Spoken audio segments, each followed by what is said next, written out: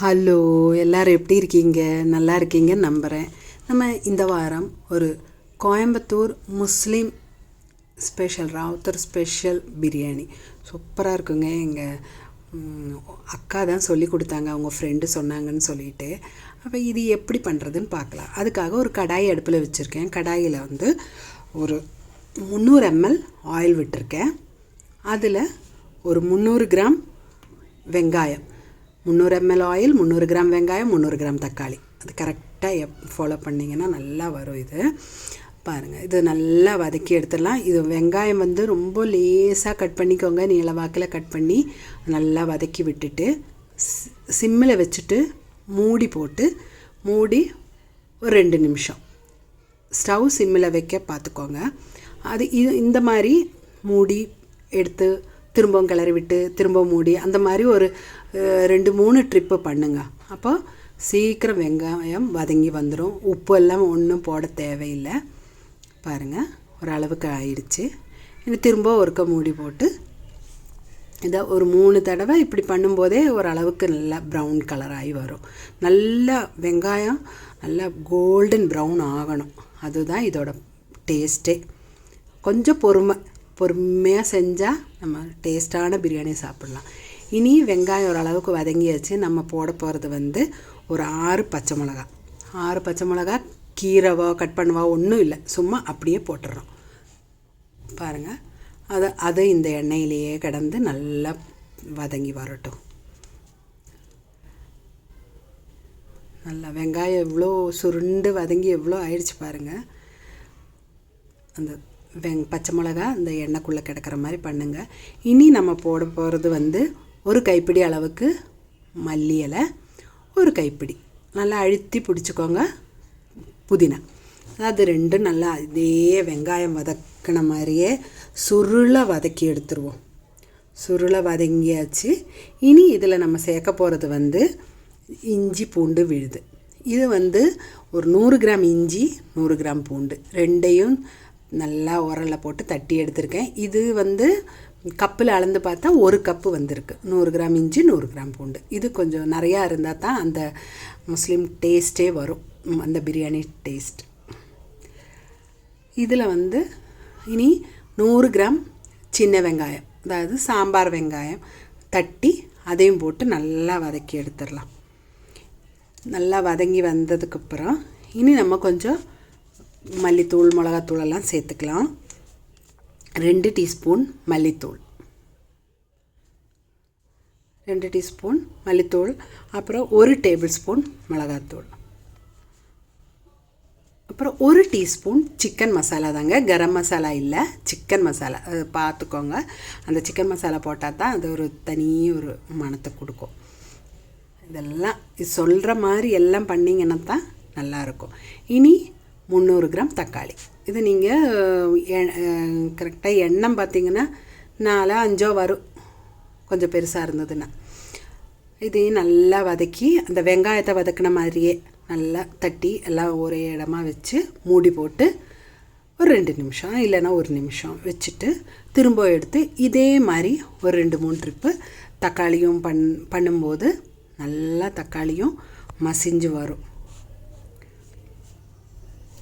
தக்காளி ஒரு அளவுக்கு மசிஞ்சு வரலைன்னா நம்ம கொஞ்சம் குத்தி விட்டால் கொஞ்சம் சீக்கிரம் ஆகிடும். பாருங்கள், இன்னொருக்கா மூடி போட்டு இன்னொருக்கா பண்ணும்போது நல்லா மசிய வந்துடும். பாருங்கள், ரெடி ஆயிடுச்சு. இனி நம்ம 1 கிலோ சிக்கன் நல்லா க்ளீன் பண்ணி எடுத்து வச்சுருக்கோம். அதையும் போட்டுட்டு நல்லா கிளறி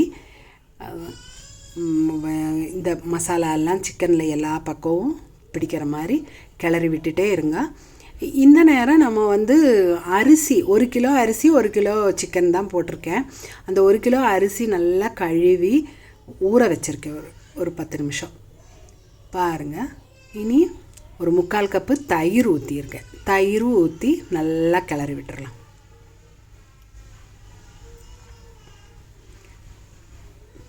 தயிரும் எல்லா பக்கமும் பிடிச்சாச்சு.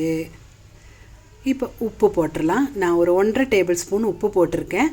இது நீங்கள் பார்த்து போட்டுக்கோங்க. ஒரு டேபிள் ஸ்பூன், சில பேருக்கு உப்பு கூட குறையெல்லாம் வேணும், பார்த்துட்டு போட்டுக்கோங்க. இப்போ நம்ம மூடி வச்சு ஒரு 2 நிமிஷம் வச்சிங்கன்னா சிக்கன்லேருந்து தண்ணி இறங்கும். பாருங்கள் தண்ணி இறங்கிருச்சு. இன்னொருக்கா கிளறி விட்டுட்டு நம்ம இன்னும் திரும்ப ஒரு 5 நிமிஷம் மூடி வைக்கலாம். இப்படி 2 நிமிஷமாக மூடி வச்சிங்கன்னா அது சீக்கிரம் வெந்து வந்துடும். சிக்கன் ஒரு 3/4 பதம் வேகிற வரைக்கும் வேகட்டும். அதுக்குள்ளே நம்ம இதுக்கு ஒரு மசாலா பண்ணிடலாம். அதுக்காக ஒரு துண்டு பட்டை, 4 கிராம்பு, ஒரு நட்சத்திர சோம்பு, 4 ஏலக்காய் எல்லாத்தையும் போட்டு நல்லா சூடு பண்ணி ஸ்டவ் ஆஃப் பண்ணிடலாம். அவ்வளோதான். இது அந்த கடாய் சூடாகிற வரைக்கும் தான் ஸ்டவ் பற்ற வைக்கணும். பாருங்கள், அது இனி ஒரு கல்லோரில் போட்டு இடித்து எடுத்துடலாம். இது எதுக்காக பண்ணுறோம்னா கரம் மசாலா இல்லாததுனால இல்லை, ஃப்ரெஷ்ஷாக பொடி பண்ணி போட்டோம்னா அந்த பிரியாணிக்கு தனி மணத்தை கொடுக்கும். அதனால தான் அது இருக்கட்டும். அது கடைசியில் தான் போடணும். அதுக்குள்ளே நம்ம சிக்கன் என்னாச்சுன்னு பார்க்கலாம். ஓரளவுக்கு காவாசி வேக வந்துருச்சு. கிளறி விட்டு வேக வச்சுருங்க. பாருங்கள், மொத்தத்துக்கு ஒரு 10 நிமிஷம் போல் ஆயிடுச்சு. இனி நம்ம அரிசியை ஒரு வடிகட்டியில் போட்டு வடித்து எடுத்துருக்கோம். 4 டம்ளர் அரிசி. அந்த 4 டம்ளர் அரிசியும் போட்டுட்டு, ஜீரக சம்பா தான் இது, அதுதான் ஒரு நல்ல மணமாக இருக்கும். அதனால தான் இது வாங்கியிருக்கேன். நீங்கள் வேறு எந்த அரிசி வேணாலும் உங்கள் இஷ்டம், பாஸ்மதி ரைஸ் எல்லாம் கூட எடுத்துக்கலாம், ஒன்றும் ப்ராப்ளம் இல்லை. ஆனால் இது ஒரு தனி மணம். நல்லா கிளறி அந்த அரிசி சிக்கன் எல்லாம் மிக்ஸ் ஆகிடுச்சு. இனி நம்ம பக்கத்து ஸ்டவ்வில் தண்ணி கொதிக்க வச்சுருக்கேன். 4 டம்ளர் அரிசி தான், 1 கிலோ அரிசி. அதுக்கு 5 டம்ளர் தண்ணி கொதிக்க வச்சு ஊற்றுறேன். பாருங்கள், 5 டம்ளர் தண்ணி ஊற்றியிருக்கேன். ஊற்றி திரும்ப ஒருக்கா நல்லா கிளறி விட்டு, சிக்கன் 3/4 வாசிக்கு மேலே வெந்தாச்சு. இப்போ அரிசி வேகிற நேரத்துக்கு மிச்சம் சிக்கனும் வெந்துடும் இல்லையா? அப்போ கொஞ்சம் உப்பு பத்தலை, திரும்ப நான் போட்டிருக்கேன். முதல்ல 1.5 டேபிள் ஸ்பூன் உப்பு தான் போட்டேன். நீங்கள் பார்த்து ஒவ்வொருத்தரும் அவங்கவுங்க டேஸ்ட்டுக்கு தகுந்த மாதிரி பார்த்து போட்டுக்கோங்க. மூடி வச்சுட்டு ஒரு 7-8 நிமிஷம் இருக்கட்டும். பாருங்கள், ஓரளவுக்கு வெந்து வந்தாச்சு. அரிசி ஓரளவுக்கு வெந்தாச்சு. இனி இது நம்ம தம்மு போடலாம். தம் போடுறதுக்காக ஒரு ஸ்டவ்வில் தோசைக்கல் வச்சுட்டு, அது மீடியம் ஃப்ளேமில் வச்சுட்டு, அது மேலே இந்த கடாய் வச்சு, அதுக்கு மேலே ஒரு கல் ஓரளவு வச்சுட்டு ஒரு 7 நிமிஷம் இருக்கட்டும். 7 நிமிஷத்துக்கு அப்புறம் பார்க்கலாம்.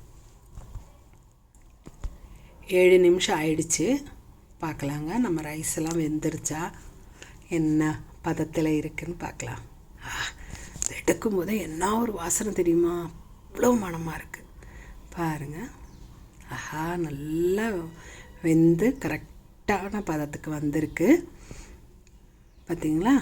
இனி இதில் நமக்கு அந்த பவுடர் பண்ணி வச்சுருந்தோம் இல்லையா கரம் மசாலா, அதை தூவிட்டு, ஃப்ரெஷ் மசாலாவும் தூவிட்டு, ஒரு 2 டேபிள் ஸ்பூன் நெய், அதுக்கு மேலே நம்ம நல்லா கிளறி விட்டோம்னா முடிஞ்சது.